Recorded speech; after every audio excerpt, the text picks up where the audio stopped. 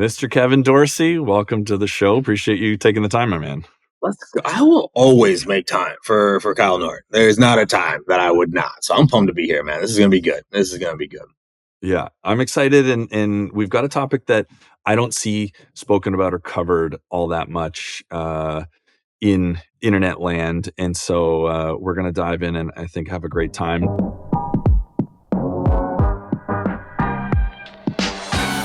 Hello and welcome to the Revenue Leadership Podcast. I'm your host, Kyle Norton, CRO at owner.com. And every Wednesday, I dive deep into the strategies and tactics that drive success for the very best revenue leaders in the world. So join me as I sit down with revenue operators to discuss actionable frameworks that you can implement in your role today with no fluff, no platitudes, and no sales pitches. Today's guest is none other than Kevin Dorsey, affectionately known as KD. And KD is currently the CRO at Finally, which is a hyper-growth Series B startup that is the easiest way for small businesses to manage their finance and accounting. And before Finally, KD was the SVP Sales and Partnerships at Bench, VP Inside Sales at Patient Pop, Head of Sales Development and Enablement at Service Titan. Just an epic run of really impressive companies, and KD has left an indelible mark on all of them. And KD also launched recently the Sales Leadership Accelerator, which in my opinion is the best platform and community for sales managers to learn the craft. KD gives it all away. I've had access for a while and can vouch that these are some of the best templates that you can swipe and deploy in your business right now. And we're going to go into a bunch of what he's built. So in today's episode, we go really deep on playbooks and frameworks.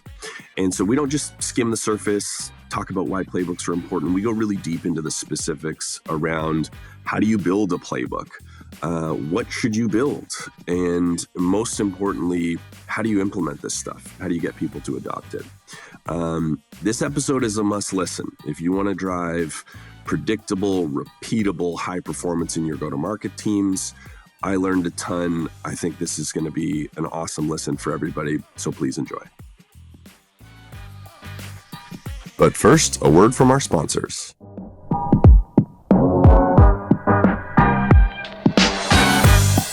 This episode is brought to you by Momentum.io. Momentum is a powerful tool for turning sales and customer conversations into go-to-market data. Using GenAI, it extracts, analyzes, and automates customer intelligence across your org. The best part, it's not a new platform for your team to adopt. It integrates seamlessly with your existing stack and writes data back to Salesforce directly. Some of the most innovative companies out there, like Zscaler, Demandbase, Ramp, 1Password, and even my company, owner.com, use Momentum every single day to capture forecast and churn risk, autofill Salesforce fields, share product signals, and track sentiment. So check it out with a free trial at momentum.io. The topic of the day is creating, developing, and deploying playbooks, something which you're well known for. And so before we jump in, give folks your 60-second bio. Oh, man. All right. Kevin Dorsey. Everybody calls me KD at this point. I am blessed to be a husband, a father, a brother, a son, a friend, and I'm a leader of salespeople. That's what I do. I've been building startup sales teams for the last 13, 14 years now. I got a couple unicorns under the belt, and they were unicorns when I was actually there in building, not just after the fact, like all up in there. And I'm working on my third right now. And I love this. I'm blessed to be a leader, man. I get to work with people and ideally positively impact people and then share the insights with people, on the internet, man. So that's me. Very cool. And you have been quietly working on something in the background yet to be announced, which and this pod will drop shortly after that comes out. So tell people what you're up to right now. What's next for KD? Yeah, so two main things are like happening right now, or I'll say they're next, but now, I just haven't like announced everything. So one is like launching the Sales Leadership Accelerator online, like the full community, the course, the program, like all the shit that I have either learned or gotten wrong over the years, like launching that officially, all the modules, all the templates, the community, everything there. So that's one big next now thing. And the second is I'm the CRO now of a company called Finally, which in a lot of ways, even the name is very serendipitous to me in terms of like finally a place I feel at home, finally a place that I feel like it can be like that last big final run. So I'm the CRO here at Finally, and it's SMB, and it's really bringing all the tools that SMB owners need into one place. So we do bookkeeping, we do banking, we do payroll, we have a corporate card, expense management, all in one. And so it just allows business owners to run their business and grow their business in just one place versus 17 different tools. So love the space, love the team, already growing, already breaking some records in my first, like 90 days here. So it's always fun to be like, oh yeah, this shit works. This shit works. Like weird how that goes. So no, man, it's really, really good. I'm really enjoying it. That's exciting. And so I was a small business owner for a number of years. I serve small business owners today at Owner. So the problem that you talk about is extremely resonant to me, as I was the partner that was dealing with QuickBooks and reconciling the bank accounts and all that stuff. So So bringing it all into one, like I love SMB, man. I've done the enterprise, I've done all that. I love SMB. I love helping business owners, man. Like I ran small businesses in LA. I ran 3 personal training studios. Like, so I just have that like in my heart type setup. So I love it, man. Loving it here, loving the team. Really some big announcements like come in there that I can't share on here yet, but like there's some good shit popping that I'm pumped for. that's awesome. I'm excited. What is it about SMB that you like so much? So the mission and serving entrepreneurs, but what about the segment gives you the most excitement? So definitely like just the mission behind it. Like I believe small business owners are the reason this country is what it is. It's like all these big companies at one point were small businesses, and I think people forget that, right? They hire people, they employ people, they put their savings on the line, right? Like small business owners are small business owners and entrepreneurs are the only people that work 80 hours for themselves to avoid working 40 hours for someone else. It's like they work their ass off to run these things and they don't have a lot of the support they need. But also I love the speed of the deal. I love the speed to impact. I love how fast I can learn things. I love all of that large space to play in. And oftentimes they're just forgotten about. Like I don't sell SaaS to SaaS. I have avoided that space my entire career, potentially. I don't sell SaaS to SaaS. I've avoided it because one, I felt like it was overblown. Two, I was like a little bit of a Ponzi scheme. Wait, you're not profitable and you're selling to me who's not profitable and my growth requires you to grow. That always scared me. Like that just didn't feel right. So I love the unsexy space, home services, medical, accounting, education. Like I stay in the unsexy spaces because I also think there's more time to learn things and to apply things that don't get overblown too fast. Very cool. I have never heard that quote. I absolutely love it, and I'm going to borrow it. Working Wait, which 80 one? hours a week. Oh yeah, exactly. Yeah, the small business Yeah, owner to work 80 hours for themselves to avoid working 40 hours for somebody else. You got to be crazy to run a small business, and that's why I love yeah, extremely resonant with selling to mom and pop restaurant owners. them. Well, cool. And I think the other part of SMB that I love and I know will resonate with you is the opportunity to have access to a ton of data to iterate, to improve, to build, deploy, and see those fast cycles, which allows you to have a very systems engineering mindset, which we're going to spend a bunch of time on today. Hell yeah. Cool. So, you've built your reputation on building and sharing incredible frameworks, and so folks that have taken your courses through Pavilion or your own stuff that you're releasing now, most people listening to this will be familiar with the Wiggle and Bipsy and a bunch of stuff that you've built. And so we're not going to get into any of the specifics. You've got tons of awesome content out there, which I'll point people to. But we're going to talk about what happens behind these incredible frameworks. Like, how have you built them? How do you deploy it? How do you know what to spend time architecting versus not? And so there's 2 topics for today. One is we'll do a primer on about playbooks to just give people a frame of reference, and we'll spend the bulk of our time talking about how to build and deploy. So, first topic is ground us. Like, what is a playbook? Everybody, the word gets thrown around so much. So, in your mind, what is a playbook? Well, and it's funny because in the intro, you're like, this isn't something people like talk about a lot. And it's actually, I smiled a little bit there. It's like, actually, I feel like people talk about it a lot. People don't do it well a lot, right? There are full consulting agencies that all they do is build sales playbooks, and then nothing ever happens with them. So I feel like this actually gets talked about a lot. People just don't do it, right? And so when I think about a playbook, what I'm talking about is a documented set of best practices. Right? A documented set of best practices is what I view a playbook on. And I think even that would help a lot of people shift what a playbook is if they thought about it that way. Whereas oftentimes people like say, oh, the playbook, here's all the things like that we do. Here's like it's like, no, like these are best practices, things that need to be done. So that's how I define a playbook, a documented set of best practices. And so, what's in there? It's like, what do you have in a playbook? Like, how expansive is it? Does the entire business have a playbook? Is it scripting? Like, what types of things are you playbooking? Yeah. So in my playbooks, I cover the 5 P's.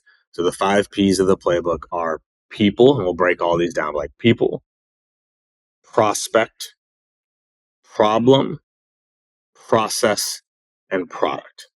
Those are the 5 things that go into my playbook: people, prospect, problem, process, and product. That's my framework for the playbook. And then I go through, and all those, funny enough, it's in order for a reason. Right? So when you think about people, so the people section of the playbook is about your people, right? So this is where my standards of excellence go. This is where my virtues and values go. This is where the expectations of the goal. This is where goal setting goes, quotas, promotion paths. That first section is about your people. When they open up that playbook, the first thing they should be reading about is, what does it mean to be a part of this org? What do we stand for? What are our values? What we believe? What are our virtues? How we behave? As one of the first exercises I'm doing it with my own company here now is like our virtues, right? You know, celebrate the process, take care of the person and salesperson, seek perpetual growth, own your shit, ECM, every conversation matters, help YTP, help yourself, team, and prospects, celebrate the process. Like that's how we behave. So that people section is like, this is what it is. And people sign this, by the way, like my virtues, you read them, they're defined, and you sign it. We agree to uphold these virtues and hold leadership accountable to them as well. Like that my org there. So that's the people section, right? That's where we have our goals. This is how to get promoted. This is a promotion path. How to be terminated. It's everything people's. That first section is about your people, right? So I can pause there. Is your hiring framework in there? So the hiring framework isn't in the playbook, but the virtues are how we hire, right? Okay. So I have a hiring playbook, right? I have like a checklist and like what we go through there, but this is like the sales playbook. It's just about the org and the people. Okay. So the sales playbook is 5 P's, and then you can have different playbooks for how your managers are managing their team or the hiring. Correct. So back to the definition, a documented set of best practices. I have playbooks for everything, right? Hiring playbook, management playbook, onboarding playbook. Like I have playbooks for all of those things, but it doesn't fit like how people think about what a playbook is, right? It's a set of best practices. That's where the wiggle came from, by the way. I know we're going to talk about the wiggle, but the playbook is the documented set of the wiggle, aka what good looks like. That's what the playbook is, right? Anyone that played a sport, that's what the plays are. What you're supposed to do where and what good looks like. So that's what a playbook is to me. Okay, cool. So this is sales playbook. And then, and I think for this conversation, let's talk about it even more broadly because the audience for this podcast is CROs and aspiring revenue leaders. So you've got your sales playbook. And so prospect is about the people you're prospecting into. Give me problem, process, product, like super quick. Yeah. So problem, right? Like how well, like what are the actual problems you solve for the prospect? So the Mhm. prospect section is the titles, the day to day. That's where the buyer's matrix goes, right? One of my favorite exercises from Jill Conrath, the buyer's matrix. Everyone in my org goes through this exercise of like by persona and title. What do they care about? How are they judged? What does success Mhm. look like? Who do they report to? Like it's really understanding the prospect. And then the second part is then the problem. How well does the team actually know the problems you solve? So these are the key problems for each persona. Here are the impacts of those problems. Here's how those problems have been solved before. Here's why those problems exist now, right? So the problem section is how well can you define the problems you solve for each one of the personas, right? Because the prospect, that's like the industry level as well. What are the trends? What are the key terms? Who are the Mhm. main players, right? That's the prospect. Problems, the actual problems you solve. Processes, and this is like what our days today look like. So what is the sales process? Our stages, our exit entry criteria, our qualification process. This is where scripting goes in. This is where call scorecards go in. This is where our one-on-one documentation goes in, issue diagnosis checklist. Like that's where like, here's how we do our job, right? My goal with a playbook is if you do it, you're good at your job. The Mhm. playbook doesn't make you great, but the playbook should make you good. If you do what's in the playbook, you should be good at your job.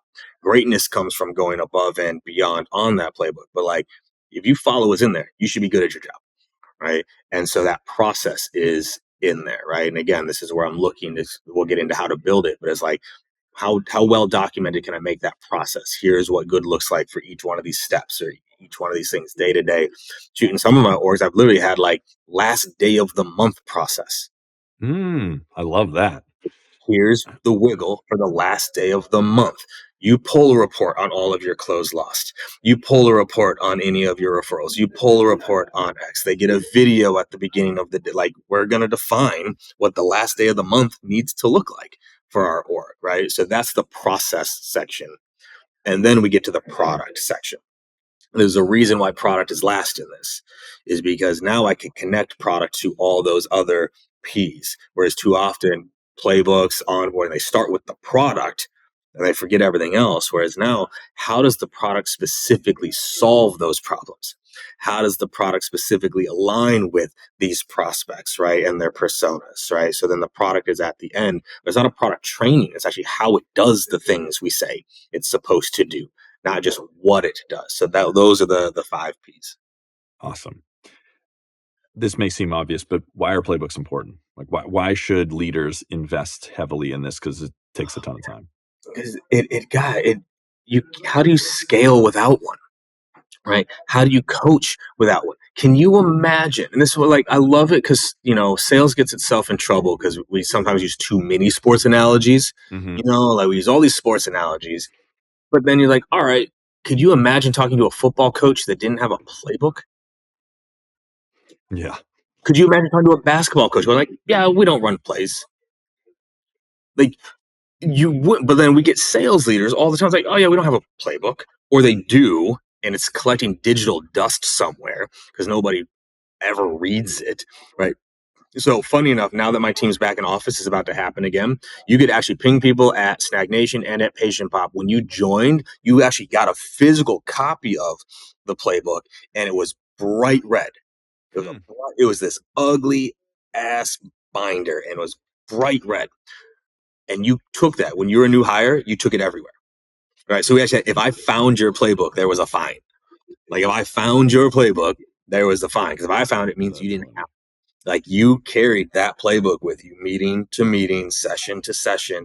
That was your playbook, right? They do that in the pros. They do that in the military with a lot of things as well. Like, but it was a physical copy as well. But most people they just never use it, right? So if you're a sales leader without a playbook, what it means at its core is you actually don't have a defined set of best practices, which Yeah. means you can't scale greatness. You'll just scale suck, and that's a problem. Or success will be random.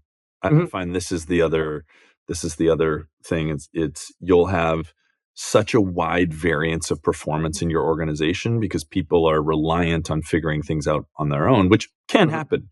You can throw certain people into any sales org no matter what, they're going to be successful. And, Mhm. and so oftentimes I argue that you should judge a sales leader not by their best performers or really by their worst, but it's that middle section. Like, how great are they? Because those are the people that are operating by your playbook and executing and really like driven by your coaching. And we'll get into this into the building, right? This will probably set us up a little bit. But I was talking with a company. This was about 5, 6 months ago now, where they said, like, yeah, like our top 3 reps, they don't follow the playbook at all. Like, what should we do about them? Update the playbook. Right, exactly. I was like, anyone's ever worked with me like knows exactly what I did next. Right, it's called like the KD slowdown or the KD pause, where I'll make you say it again slowly. I'll be like, all right, I want you to say that to me one more time, but really slow. Our top 3 performers don't follow the playbook at all. What does that make you think maybe is actually the problem? Right? You caught it. I mean, the playbook's the problem. If they're not the problem, your top 3, that's the playbook you need to be following. That's the playbook you need to be defining, and you're looking at it completely the wrong way. Yeah.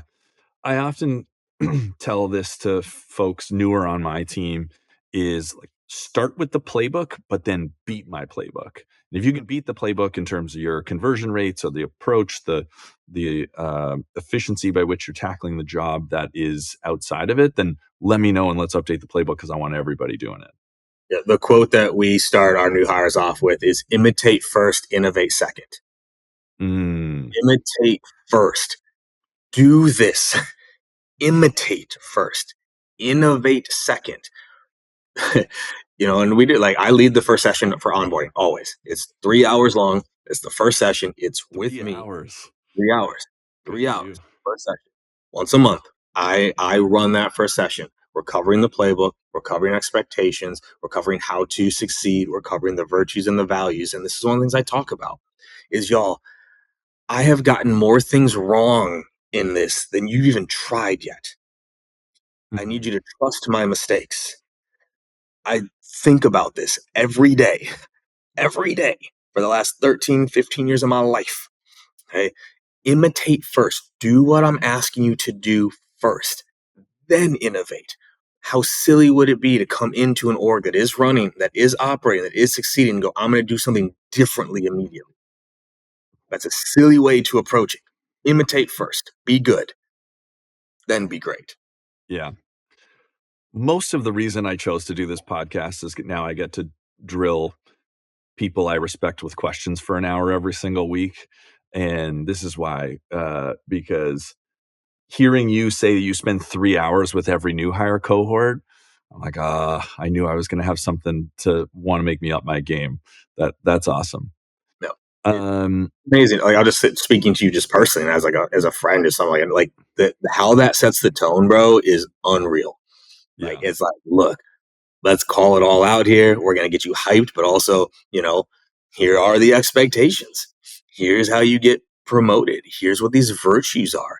You can hold me to these. If you see shit happening out there that doesn't match these, I want to know about these things. I am going to push you. I am going to challenge you, right? But here's also what success looks like on the other side. Like, it sets the whole tone. And then they know they've heard it from you. They've heard it from you. Not from a manager, not from an onboarding, not from HR. They've heard it from you, which then also makes some of any early performance conversations actually very easy. Yeah. I just sit down with you and go, Kyle, remember this? When we talked about this? Yeah. Especially you've got people signing it. 100%. This is your signature. We back on the same page here. We're in the process of overhauling our new hire process, and this is going to go into it for sure. So it can. One of the pieces of feedback I get a lot when I talk to folks about this is it can feel like just overwhelming. I have no idea where to start. Like, people hear you talk about there's 5 Ps and there's a hiring framework and there's a playbook for this and that. It can just feel overwhelming and I think paralyzing for folks. So let's give some advice to early sales leaders and where should they start? Like, how should I get going? I want to codify my approach. Like, what are the first things to build? Yeah. So the first things you start on the people section. The first thing you build are the virtues and expectations. First, Here are the behaviors we expect of the org and what they mean. Here's the expectation of the role. This actually doesn't take that long. It's just blocking the time to do it. So you start there with the people. That's the most important part of the people. You can build everything else out, but like that's the most important. Virtues, expectations of the role. Then you get to prospect, buyer's matrix. Go Google it, y'all. Buyer's matrix, Jill Conrath. Go Google it. Free download. Put it in your playbook. Buyer's matrix. Jill Conrath, OG goat OG. of our Oh, space. You don't. She doesn't come up as much anymore, but as I nah, was she learning, should. like She should. Like that should like every buyer's matrix I will forever go through, right? Buyer's matrix, go through it. And I'm gonna give a bonus tip at the end of all this. Then you get to the problem. So the problem, right, and this is from Keenan. If you're trying to do this, it's just the PIC, problem implication chart. Here's the problems, here's the implications of those problems. You write those out. And y'all, if you're listening to this, you probably should be nodding because you already know this stuff. The playbook is in your head. The problem is just in your head, right? Then you get to process, call scorecards, scripting. But if you don't have scripting, at least call scorecards. Here's a disco scorecard, demo scorecard, pricing scorecard, cold, and again, you already know what your scorecard is because it's in your head. When you sit down with a rep, there's 10 to 15 things you're listening for on a disco call. Yeah. Get them out of your head, put it on paper, right?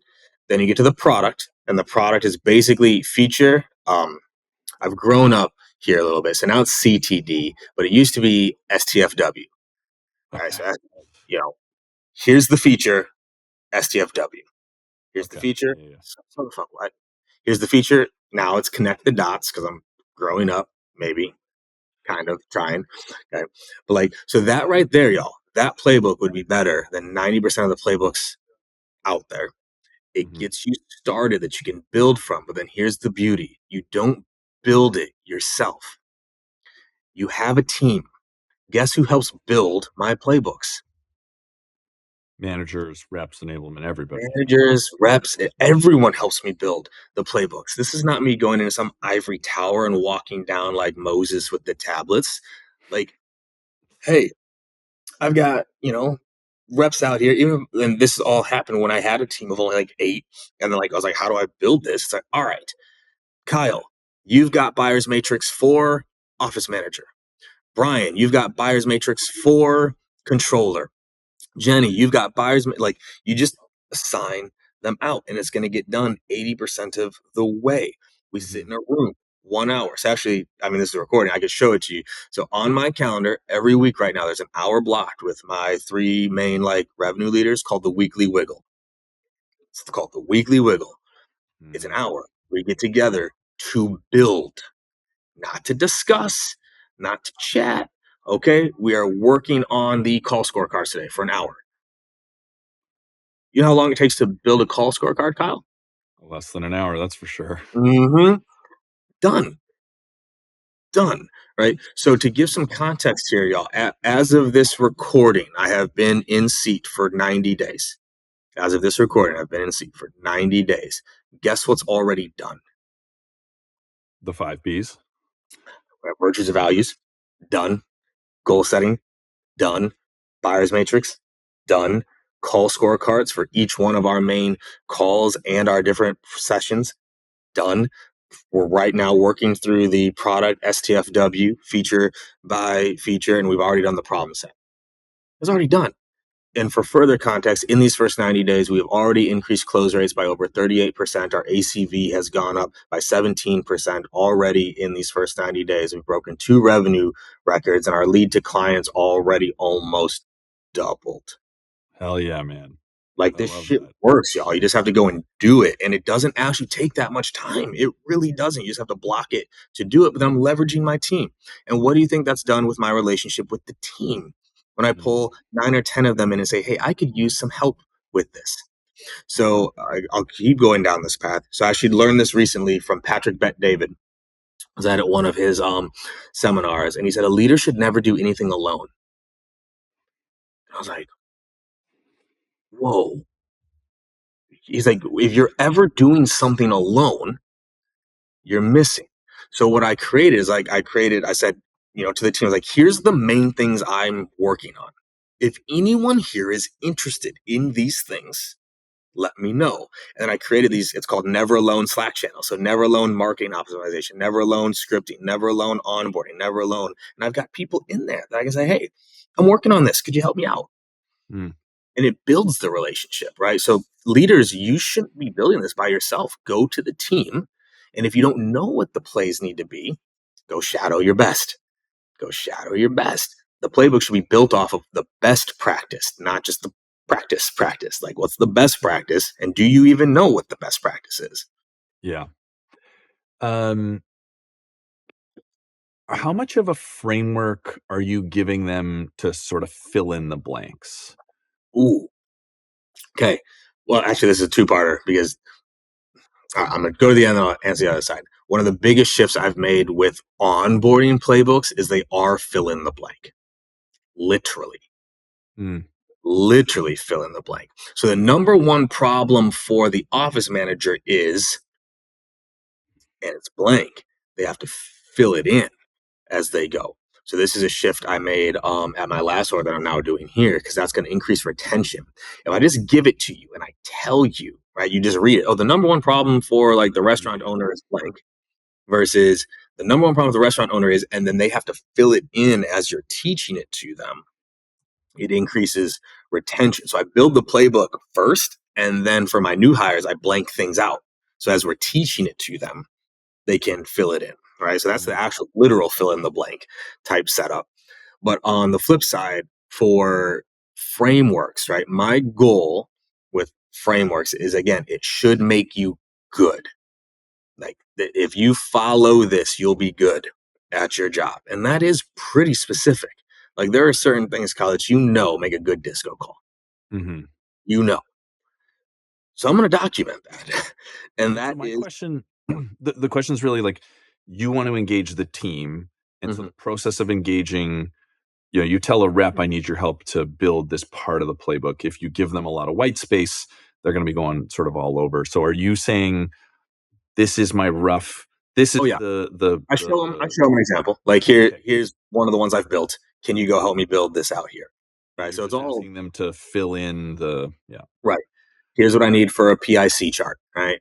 Yeah. Problem, what that problem causes, what are the implications of that problem? Here's one that I did for invoicing.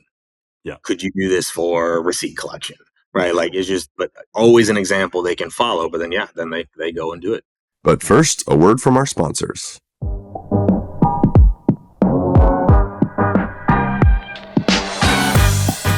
Are you coming to GTM 2024 in Austin, Texas? It's going to happen October 14th to 16th. I'm Kim Scott, and I wrote Radical Candor and Radical Respect. At GTM 2024, I'm going to be diving into how you can solicit feedback. It'll give you the opportunity to read minds. How you can give both praise and criticism, and how you can gauge how what you are saying is landing and make corrections so that you can have better conversations. Whether you're looking to improve your relationships at work or improve your results at work, this session will equip you with the strategies to excel in 2025. So don't wait. Get your ticket before they sell out. You can get it at joinpavilion.com/GTM 2024. See you in Austin. On the fill in the blanks part of onboarding, if you're familiar with Bloom's taxonomy, I'll send you this. It's exactly what you're talking about. There's certain activities that are going to generate more retention, recall, and skill development. And it's a pyramid, just like Maslow's hierarchy. At the bottom is remember. Like, give somebody information and ask them to remember. And then it's understand, apply, create is the top. Like, analyze, create is at the very top. And so the more you can architect your any skill development exercises to the top of that hierarchy. So here's a framework, create a new call script. I'm going to basically throw out those call scripts, but getting somebody to take the principles, like I've got a set of cold calling principles, pattern interrupt, credibility, relevance, intrigue, offer of value. It's like, go write your own call script. I don't want them to use that call script. It's not going to be very good. But the process of creation bakes in now I understand, okay, I need a pattern interrupt to go from system 1 to system 2. So the Bloom's taxonomy thing is really interesting to get your managers to understand, because the hard thing is we've gone through an education system that's all just remember and regurgitate, which is the worst form of learning. So, but it's the thing that feels natural to us. So I'll flip you a couple links that are in my management development book. I love it. Okay. So we're going to skip that. Let's get into building and deploying. I want to be mindful of time here. So you've talked about the components of a sales playbook, but there's problems that just come up in your business. We have a conversion rate issue here. We've got a problem with employee retention or mishiring.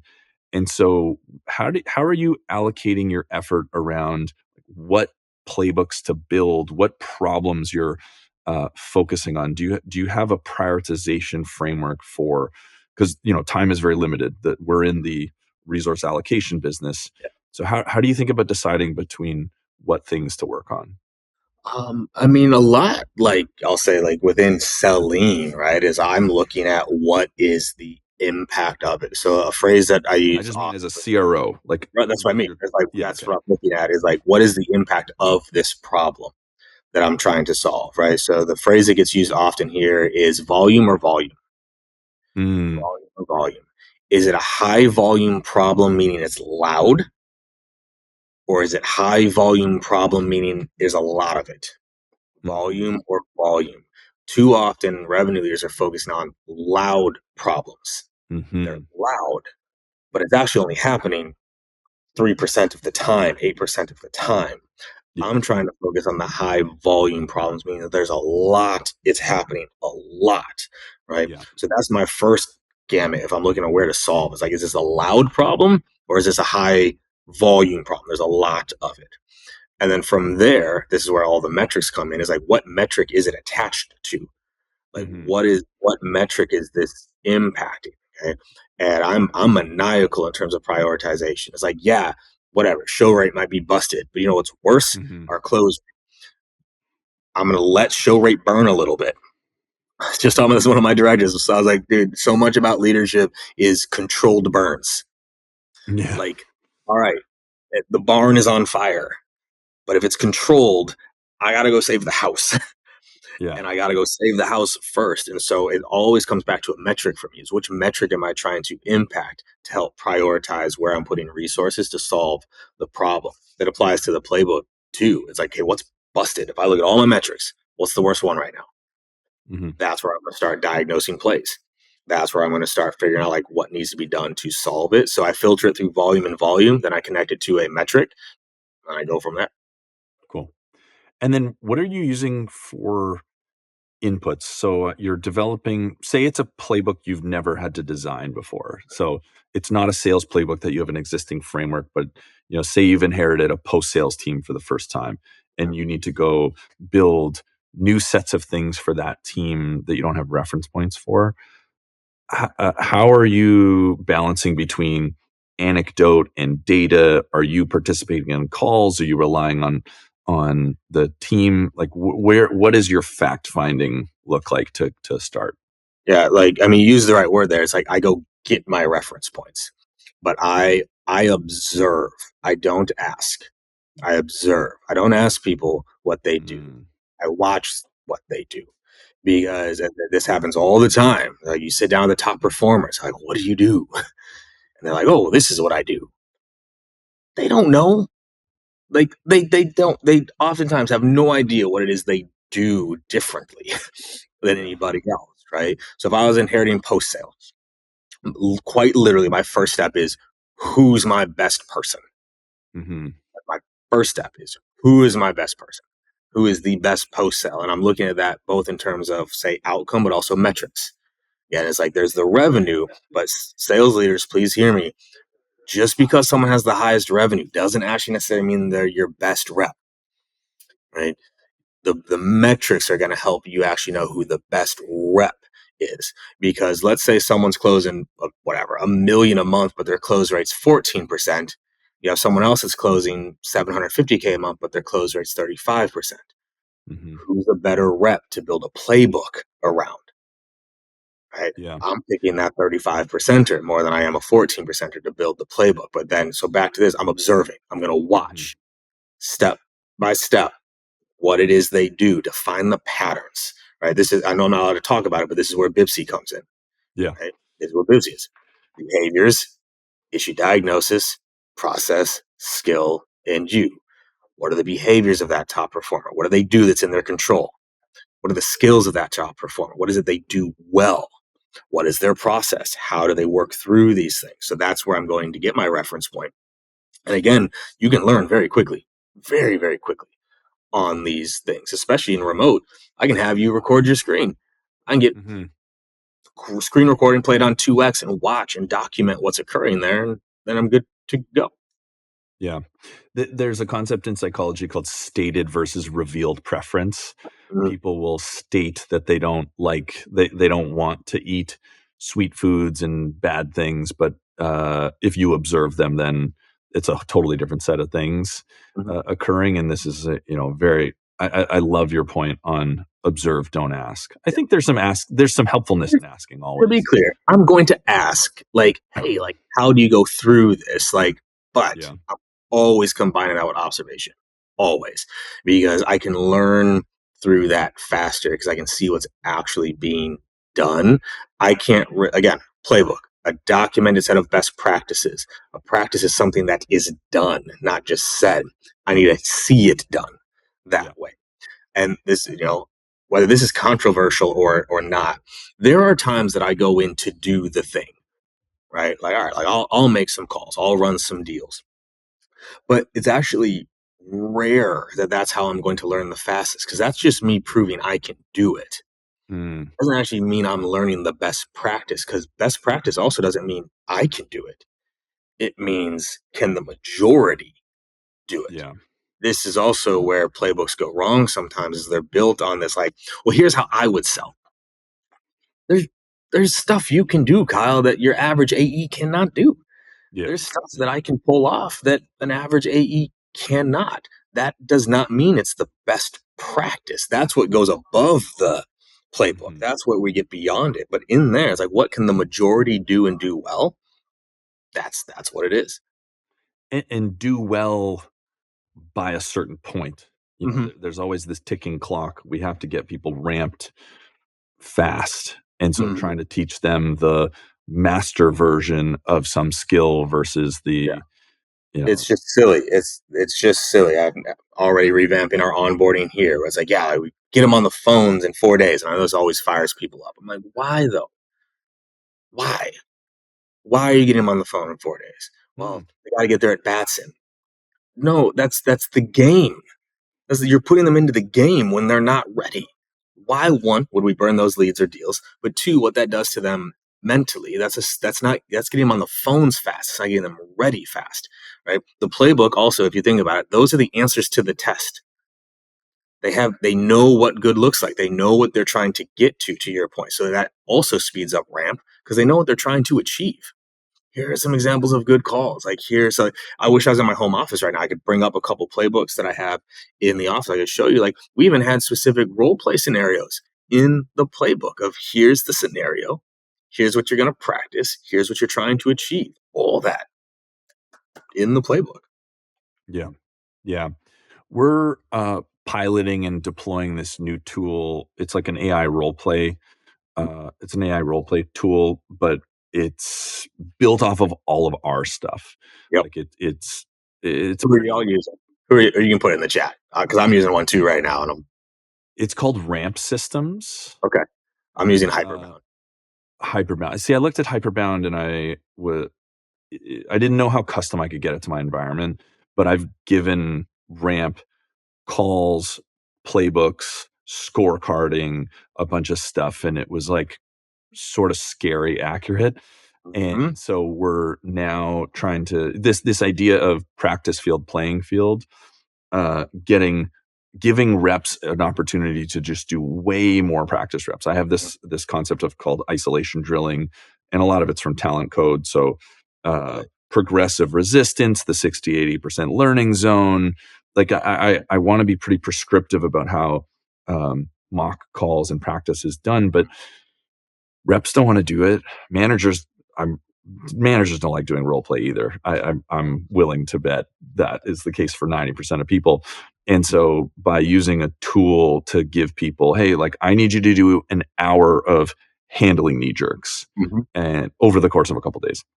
Yep. I need you to do an hour of dealing with late call objections or asking for the business. And so I think there's a lot of opportunity to extend. We are in the like four days, get people on the phones camp right now. But that's a lot because of the speed our business is moving at. But I don't actually think it's the right thing from an outcomes perspective.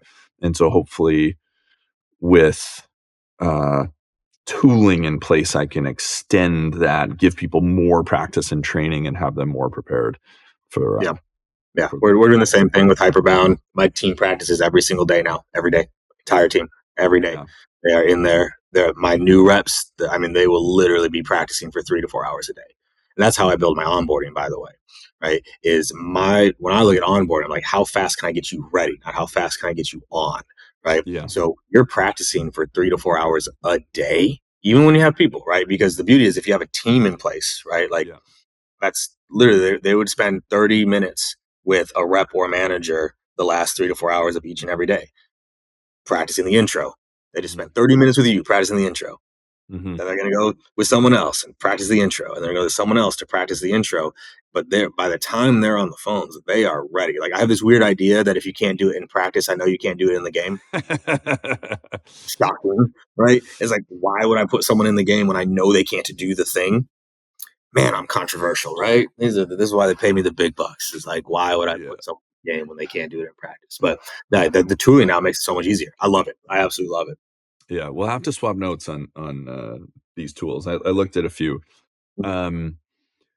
So, do you have a hard stop at the top of the hour, by the way? I can go a little bit over. Okay. Let's talk about operationalizing a playbook. I think this is the thing that potentially leaders have the hardest challenge with. I've built a playbook and now nobody's using it. And we've talked about one of the problems, which is like maybe the playbook's not all that good. And for me, that's about trust building. Like you have to build enough trust that people can bring you problems like, hey, this like part of the playbook's no good. And that's like a psychological safety thing. But so let's just say that the playbook is good for this question. How do you operationalize it? So I've built something new, like you're changing, let's say we're changing BDR scripting, which I'm imagining you've done recently. How do you think about deploying this, getting adherence, measuring, like what's your process there for deployment? So it's a few places. So one, funny enough, first and foremost, is through practice. Right? Leaders, hear me out here. A playbook is meant to be practiced, not read. You don't read a playbook. You don't go to football practice and read it. You practice the plays. So this is the first place that most orgs miss is they're not practicing the plays. They wrote it down and it's there, but they're not practicing it. So that's the first part. Like the playbook is meant to be. So how much practice? Until they can do it. Okay. Give a frame of reference. So you're deploying a new BDR script on Monday. What's the volume of practice that you're likely having them do to get that? If it's scripting, 30 minutes a day. Okay. Okay. So playbooks need to be practiced. That's one part of deployment. Yep. Second is they need to be referenced, meaning send your people to the playbook. Send them to the playbook. If you're getting asked questions about things that you know are in the playbook, send them to the playbook. Okay? Too often as leaders, what do? We just answer it. Yeah. Hey, Kyle, I keep getting this, not interested objection. What should I do? We put our super coach cap on and we say, let me teach you. Hey, actually jump into the playbook real quick. I think it's like page 13. Give that a read and then we can talk about it. Right. So you reference them to the playbook. right? That's the next step, is you need to be bringing it up often. And third, we use the playbook in our trainings and coaching sessions.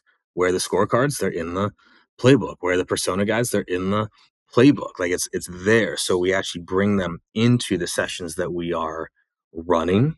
But then the truth of the last one I'll say in terms of like deployment to get it like to stick is the updating of it. If you are bringing it back up and updating it with new information, that also keeps the team engaged with it. Whereas like, all right, this is the new plays that we're supposed to be running, right? So consistently updating it also keeps the engagement and deployment high because they're seeing it more often. Right? In my one-on-one docs, there's a link to the playbook, like right there in the one-on-one doc. And there's a link to the playbook right in there. People can go and reference it. So those are the biggest things I would say. You practice it, you reference it, you send people to it, right? You bring it up often and use it in places, and then you keep updating it because that keeps it top of mind. Whereas too often a playbook, like, where I joined Definely, and I was like, send me the sales playbook, and they sent it to me, and I pull up that version history, and I know exactly when the last time that thing was updated, which means I know exactly the last time anybody even looked at that thing, right? Gotta bring it up more often. And how frequently are you updating things, would you say? Whenever I learn something new. Mm. Right? Like if I learned something new, I'm updating the playbook, and then I'm sharing that information with the team. Right. So this is something where we do the quarterly wiggle, right? So every quarter, it's called Studying Greatness is the name of the exercise. So every quarter, I assign to my managers either a metric or a process. So all right, so Kyle, you've got ACV, Jenny, you've got close rate. And it's that person's job to identify who has the highest of that metric or who performs at the best and to study them. What can we learn about their process? What's the BIPSI for Kyle on close rate? Why do we believe he's closing at 34% when everyone else is at 19%?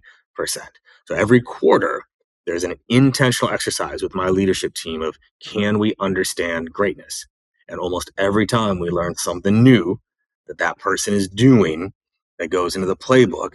And now full circle back, that we're updating the playbook based off best practices from the team, which also gets buy-in. Hey, y'all, we're changing how we're doing pricing because Julia has a higher ACV than everybody else, and we figured out why. She presents pricing like this. This is how I want us to work on this now. Playbook is updated, scorecard is updated, practices run over the next 3 to 4 weeks to get it down. Cycle continues. And so you've got an operating cadence for playbook development. So you've got a quarterly wiggle. So that's every manager is going to go study one sort of skill or outcome. Yep. Are there any other operating rhythms that you have in place for playbook development, updating, monitoring? So the development, that's the weekly wiggle that I'm doing right now with my managers, is we're getting together every the weekly wiggle for that 1 hour to build, right? Here's what we're focused on. Actually, there's a doc. I mean, I don't know if this is are we doing any video on this or video? All right, I can pull this up here real quick. So I'll share this real quick so people can see. Where did it go? There we go. So one of the first docs that I built for my leadership team is project code name, the wiggle. What do we need to establish the wiggle for? Lead handling, need target, cold solid, social solid. These are all the things that we have to establish the wiggle for. What are the steps of that? The diagnosis. Okay. Who's the best at this? Can we define once it's been diagnosed? We have to document it, demonstrate it. So we're literally week by week picking the wiggle, working on it for an hour, right? So this is that process that we're going through, but it's blocked on the calendar. We get together, we know what one we're working on. Because also, I think you have it too. I have 3 different teams. So the wiggle for disco for this team is different than the wiggle for disco on this team. And I need that separated, right? But we're coming together to work on it at the same time just to make sure it gets done. Because too often people think this takes way longer than it does, right? You know this stuff, right? Anyone that watches it, you know what good looks like for this. And get it out of your head. Put it on paper. Yeah. And that process, is that in your new course? The how to build a sales playbook is in there. Yep. How to scale greatness. It's in there. Cool. Nice. I am a strong supporter of the KD content. There's so much bad stuff out there right now. I'll go on the record as putting my name behind your stuff. One of my managers did, I don't know what of your courses, but a lot of that's where I borrowed your end of week miracle or whatever you call it. Yep. Yeah, we have our own version of that now, but that was a really valuable course for him. I looked at a bunch of content. I read a bunch of your and Jake Dunlap's stuff, which I liked. So Cool. There is a world of crap content out there, but folks should definitely, if you're a newer VP of sales or even experienced VPs of sales, like you can accelerate yourself fast with borrowing some of these concepts. Hell yeah. Okay, last question, measurement. So how do you measure whether or not a playbook is actually being adhered to? So it depends on like what part of the playbook, right? But like let's say like scripting. Well, I'm measuring that in the call recordings and the transcripts. Like I know whether or not that's occurring. That's Is what that manual by the managers, and are they like doing a checklist? Are they scorecarding? Like what's the Yeah. So that shows up in their one-on-ones, right? So in the one-on-one process, which is also documented of like, here's how we run a one-on-one. We have our one-on-one doc that's updated. Like in there is like, okay, here's what we're working on with the reps. So the manager one-on-one doc for me is, there's team performance, but where we spend most of our time is rep by rep. What's the number one metric? What's the issue diagnosis? What's the coaching plan for it? That's where we spend most of our time in the manager one-on-ones. And so that's where I'm learning what is happening or what is not happening. And then the managers obviously run their one-on-ones with their reps. Same idea. What's the number one metric we're focused on? What's our process to improve it? Where we focus coaching wise? So that's my first measurement, is within the one-on-one process. But more often than not, the easiest measurement is the metric where I want it to be. right? Because if the metric is where I want it to be, then I can have a strong assumption that the play is being run. If someone is below, right? If someone, let's say, like one of my reps right now, they have a show rate of like 47%. What do I already know, Kyle? Like I can guarantee they're not running the plays they're supposed to run when it comes to show rate. And that's also, this is in the playbook, but I don't know if we call it a playbook. That's where the issue diagnosis checklist comes in. Right? So I have an issue diagnosis checklist for every key metric in my org. So if someone has a low show rate, this is what you look for. Right? How far are they booking the meeting? Are they getting the calendar invite accepted? Do the calendar reminders have a problem-based language in them? Who are they booking with? Did they establish a problem on the cold call? Did they sell the AE? Did they sell the meeting? There's like 3 other things. What do you think the odds are someone's doing all of that and they're not having a good show rate? Slim to absolutely zero. Absolutely zero, unless they're completely cheating the system somehow, right? If they're just booking fake meetings, well, then show rate is gonna be down. Like you become ungameable. So that's it. That's the checklist, right? So number one metric, issue diagnosis, coaching plan. And again, that's fast. I can very quickly figure out like, oh shoot, they're booking them out 2 weeks from now. Cool. Well, that That's coaching awesome. plan. All right, we're coming up on time, so I want to get into a quick fire. What do you wish you knew as a new leader that you only came to understand sort of many years into it? If you could go back and give yourself one piece of advice as like a new people leader, a new second line leader. One piece of advice. One only. One and one only. All right. Can I do 2 fast or just Okay, 1? fine. Okay. All right, 2 fast. Because one's tactical, one's theoretical. The theoretical thing I would have said to my younger self is you don't turn people into you. Like you can't turn them into you. Right? Your job is to make them better. And early on in my leadership life, I was trying to make everybody like me, work like me, sell like me. Like that's not what true leadership is. Your goal is not to make people like you. Your people is to make them better. That's on the theological side of this. Yeah. Tactical side is document the wiggle. Like so much of the wiggle lives in our head. And we wonder why we can't scale or why we're the bottleneck or why we have to get involved in everything. Is because the wiggle's in between our ears. We never documented it. I think I learned documentation earlier than most. I wish I had learned it way earlier. Of like, this is what good looks like, document it. This is what good looks like, document it. And then update the documents. That would be my number 2. So 1, don't try to make people you. 2, document the wiggle. That would have changed my leadership life immensely. Very cool. Not in the rapid fire, but how much time a week do you think leaders should be spending on documenting the wiggle and playbooking? I mean, it depends on if you have it or not. Like once it's built, it's actually not a lot of time, right? If you're so say they don't have much, because I think that's they don't have if they don't have much, I will throw a question back to the audience first, which is how valuable do you think it would be to have your best practices documented for your org? Yeah. And the moment you answer that question should tell you how much time it's worth to do. So my recommendation, like I think you and I have talked about this in the back, I love something that's called a dark week. Sales leaders, this is going to give you nightmares, but it's going to change your life. So dark week is a week off of work to work on work. So it's you're not in meetings, you're not in the office, you're not in Slack, you're not in emails. It's like you're on vacation, but it's an entire week dedicated to working on your org. I leave a dark week more energized than any vacation I ever take anything, because you get shit done, right? If you did a 1 dark week, you'd have all this done. 1 dark week, you'd have literally all of it done. That's when I build out scorecards. That's when I do observation and like studying of things, going through transcripts, documenting. But if you can't, and also you're like, oh, I can't take a dark week, then that's exactly why you should. Because if you think you being gone for a week is going to break your org is not set up the right way. That should actually be your signal. You're the bottleneck. That if you aren't there, shit falls apart. That means you don't have your best practices in place and you don't have a leadership system in place to run it. So dark week, you just knock it out. But if not, at least 3 hours a week. 3 hours a week. 2 90-minute sessions per week until this is all done. It'll take you about a month and a half at most. Cool. Nice. What's the most common advice you give to your new leaders or mentees?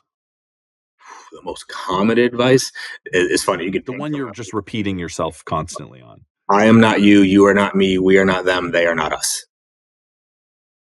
Nice. I am not you. You are not me. We are not them. They are not us. And it's a constant reminder of we cannot just lead the way that we like to be led. And we cannot expect them to think the way that we think or to operate the way that we operate. I am not you. You are not me. We are not them. They are not us. That's my number one always. Because too often leaders are like, oh, like they're not doing this. They're not doing that. It's like, okay, but like they are not us. Does not matter how you sold or how we did things. That's why you're a CRO. You're better and you're different. There's nothing wrong with that, but you're better and you're different. The rest need a certain type of comms to come through. That's probably my most common, far and away most common. Second would be like, what's the cause? That's it. Do you know what's caused, right? The result, right? Both good or bad, right? Do you know what's caused the bad result? You can't just tell me the result's bad, what's causing it, or do you know what's causing the good result, which is actually where most sales leaders miss. They don't know what causes the good. So like we have a phrase we use: if you can't explain it, you can't claim it. If you can't explain why your team did well, you can't claim that success. You need to be able to explain. Yeah, that's great. I like that. My management team likes to tease me. They'll quote me and say, what drove this? Because I'm constantly saying, like somebody brings me something, oh, this awesome thing happened this week. And they know I'm going to respond, what drove this? Because I'm always obsessively trying to figure out what's under it. Okay. Last 2 questions. What's the hardest lesson you've had to learn? Releasing control. Releasing control. As a seller, you control your destiny, you control your output, you control oftentimes how much you produce. As a leader, as much as you think you're in control, you actually have less control. You can't control things as a leader. You can put systems and process in place, but releasing control, one of the biggest lessons, for sure. I'd say like it just doesn't always work out. Like, like sometimes it's just not a good fit. Sometimes it's just not the right place for you. That's a hard lesson because our egos get in the way. Our heads get in the way of being like, oh, like I'll figure this out. Sometimes it's just not a good fit, and being okay to say like it's just not a good fit. Yeah. I was listening to a podcast with this author, Brian Klaas, who wrote a new book, which I just picked up, but I haven't read, called Fluke. And this quote stuck with me. He's like, "You control nothing, but you influence everything." I love And I think it's such a good like reminder. It's like you don't control how people behave, but you have like an insane amount of influence. And I think it's an important shift as a leader, because you have so much more direct influence as a rep on a ton, even though there's a lot outside your control. Is your patch good? Did you get the right Bluebird deals? But happens, right? But it's like selling is selling so much easier than leadership. So much easier. There's probably not a week that goes by. I'm like, man, I should just go back and sell. Like that shit was fun. It was yeah, easy. Like, yeah, but this is what we do, man. We're builders, we're scalers, we're coaches, we're leaders. It's just who we are. But no, selling, it's easier. It just was. yeah. What's the best thing you've read in the last 12 months? Ooh. Mm. I actually really did enjoy Friction Project. I thought that was Mm, I thought that was a really good read. So that one was fun. I came back to the Almanac of Novel Ravikant again this year. It's been a couple of years since I read. It's still one of my most highlighted books. That one was really, yeah. really good. I really liked Friction Project. It was a good reference point of like the whole concept of the book is where can you decrease friction where you want more of something to happen? Where can you increase friction in places that you want something less to happen?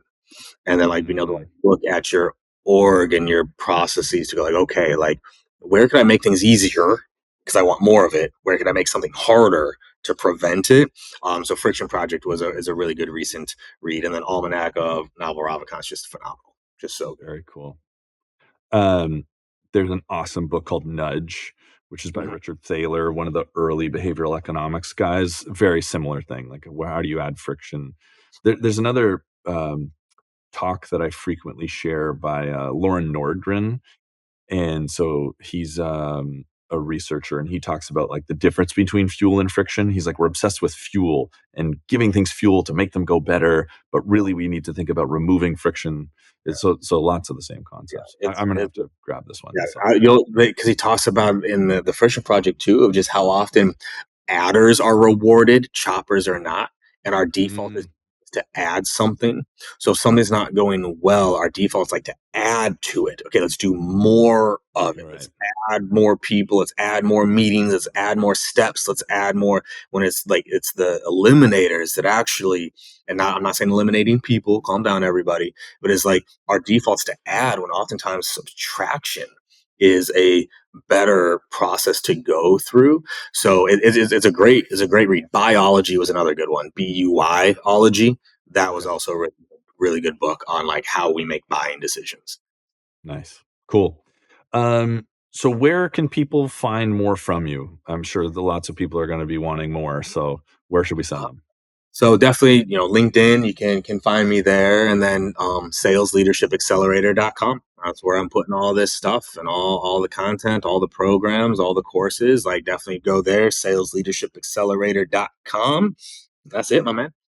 That's awesome. Well, appreciate the time. I have a whole raft of notes, and I'm feeling like I got to step up my game now. So this was a great conversation. I'm excited for people to listen to it. I think it's going to be a really valuable one. So appreciate your time. Hell yeah, my man. Thank you for having me. Of course.